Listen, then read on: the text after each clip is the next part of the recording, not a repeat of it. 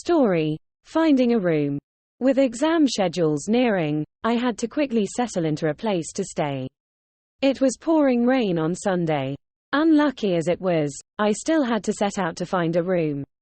The bus moved slowly in the rain, swaying from side to side. It sluggishly passed through long and wide streets, leaving behind towering buildings, then onto a smaller road with just 2 lanes. After about an hour's ride, I reached my destination. I glanced at my watch, 4:30 p.m. Getting off the bus and opening my small umbrella, I grumpily surveyed the surroundings. Whether due to the weather or the desolation of the area, pedestrian traffic could be counted on one hand. About 100 meters from the bus stop, I ventured onto a narrow street. To my right was a misty field veiled by rainwater, while on my left were walls adorned with peculiar drawings. As I stooped to shield myself from the rain, I collided with a man and stumbled to the ground. He grabbed my wrist and helped me up. Suddenly, a chill ran down my spine, my wrist stiffened. I looked at his face. The raincoat obscured most of his features, revealing only his eyes, but, oh my goodness. Those piercing blue eyes, cold and indifferent, stared at me. It felt like they were about to pierce right through me. With all my strength, I let out a loud scream. The man quickly pulled his rain hat down. The weather is dreadful. It's been terrible for me too. I only used it yesterday, but it seems it no longer fits, he said, his hand reaching for his left eye, taking out a contact lens. I breathed a sigh of relief, nodded in acknowledgement, and continued walking. After a few steps, I felt a sharp pain in my wrist as if someone was squeezing it tightly. I looked down in horror to find black fingerprints imprinted on my skin. When I turned back, there was only the deserted road, rain splattering across it, with no sign of the man. Could it be that I had encountered a ghost? The thought sent shivers down my spine once again. I lacked the courage to backtrack. I feared encountering him again. Perhaps that place was where he bid farewell to the world. I hurried along, hoping to encounter a group of people or a gate to a house. Just as the thought crossed my mind, an old rusty iron gate appeared before me. There was even a sign advertising rooms for rent. It seemed like a godsend. As I reached for the doorbell, the gate creaked open, startling me. A woman holding an umbrella stood before me, as if she had been waiting for me. Her face was partially obscured by the umbrella, making it hard to determine her age. "Are you looking for a room?" Her voice was so light it seemed to emerge from the burst of a raindrop. "Yes, ma'am. I'm looking for a room," I replied. "Come in." She turned and walked inside, and after a moment's hesitation, I followed her into the 2-story house. I hung my umbrella on the porch. Stepping inside, I finally had a chance to take a good look at the woman's face.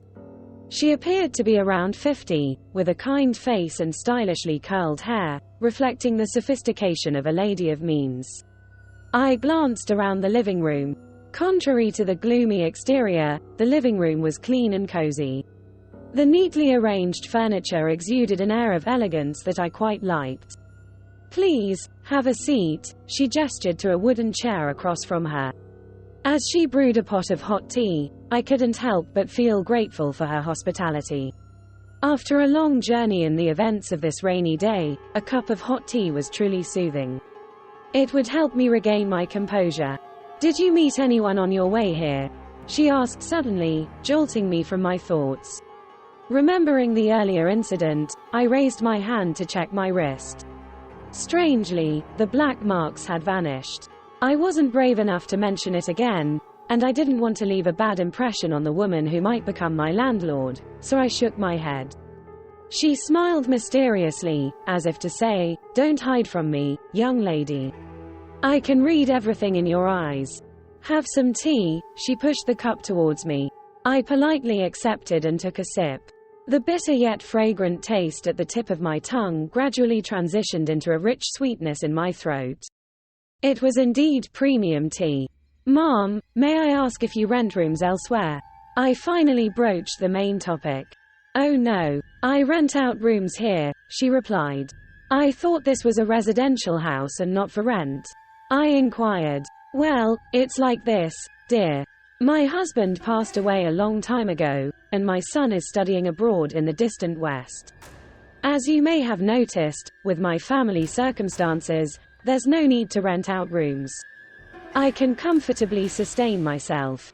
But living alone, I feel lonely. Renting out rooms is just an excuse. I actually want a well-behaved girl to come and go, making the house less desolate. Rent isn't a problem. Meeting you for the first time, I already like you very much. I was almost speechless at her kindness. Before I could respond, she led me upstairs. Here, this room is for you. I stood up and followed her upstairs. Straight up the stairs, there was a closed room. She stopped in front of that door, making me think it was my room, but no, after a few seconds of silence, she led me to the room next door. The second floor of this house was a bit dim, giving me a chilly feeling. The small light bulb must have not been replaced for a long time, casting a vague glow. From behind the host's curly hair, she looked like a zombie head. She was so focused that I felt there was something on her hair. Gathering all my courage, I approached. Once again, my heart almost leaped out of my chest.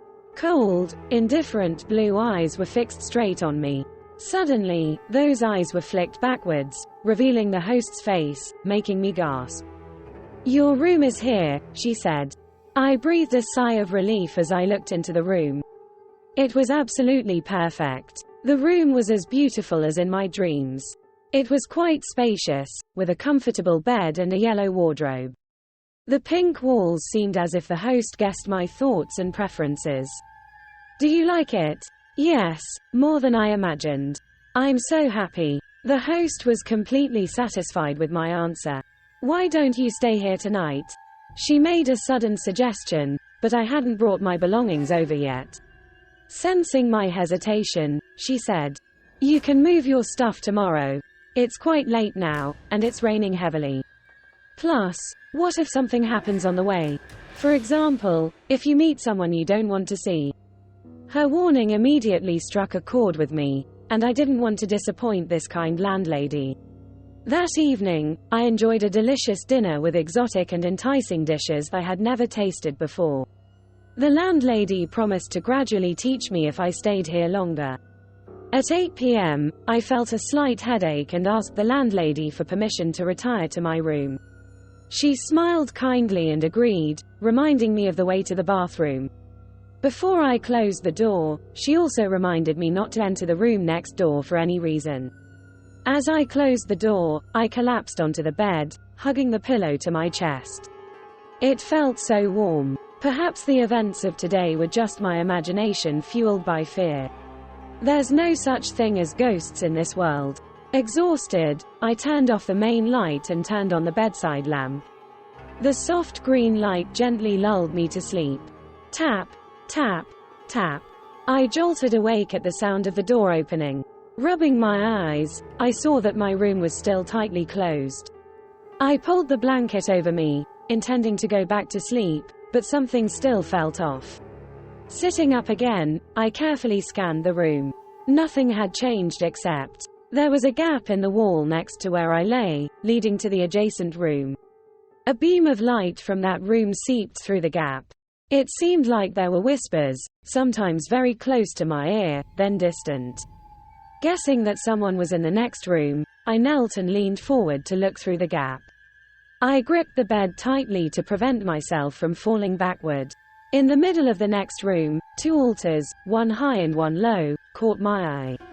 What was worse, the high altar displayed a picture of the landlady of this house. The other altar showed a picture of a man with cold, cat-like eyes. Suddenly, both frames jerked towards me as if they had detected being watched. I screamed loudly and collapsed, covering my face with both hands. A minute later, I looked up. The wall was sealed tightly with no gap. Sweat dripped onto the pillow, forming a large stain. I wiped my forehead with my hand and sat up, but my legs recoiled as I discovered a black mass at the foot of the bed. A man in a raincoat, his face obscured by darkness except for his bright eyes, was still vividly visible. He lunged towards me with a sinister, deadly voice. "Come here, now." I woke up with a start, breathing heavily. It was all just a dream. As I lay back down, now calmer, I felt something very hard beneath my head. I reached up to feel and realized it was like 2 books. I pulled up the first one to examine it closely and froze. The picture of a demonic man. The second photo controlled my other arm to raise. Blood dripped from the eyes of the woman in the smaller frame, down her neck, chin, into my mouth, more and more each moment. My pupils dilated, powerless. I was about to die. Suddenly, the space turned white, fragrant. Then a meadow appeared. My mother stood in the middle, holding a white lily. "Come here, my dear." I saw a child holding a white squirrel. It was playing with the squirrel so engrossed that it forgot my mother was calling it.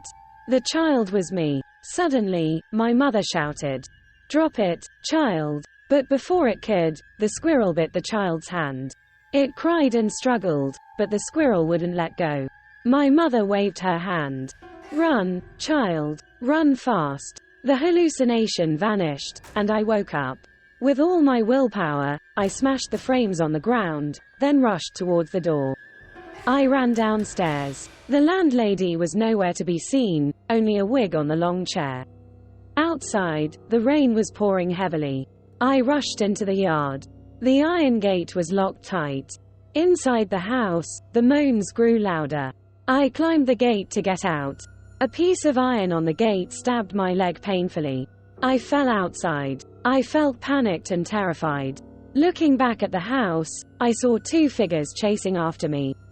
I ran desperately. The rain soaked me, aggravating my wound. The landlady and the raincoat man were still following. Exhausted, I collapsed. Death was creeping in. My blood vessels froze. 2 ghosts crawled onto me and tore at my body. I clutched my chest and tried to reach the light appearing near the bus stop. "Mom, help me." A hand pulled me up forcefully.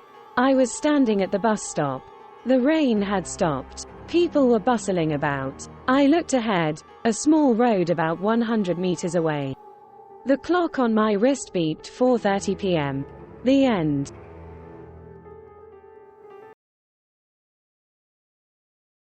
Hopefully the content has brought you interesting and meaningful moments. Don't forget to like, share and subscribe to the Ghost Stories YouTube channel to follow the channel's next videos. See you in the next video. Have a good day.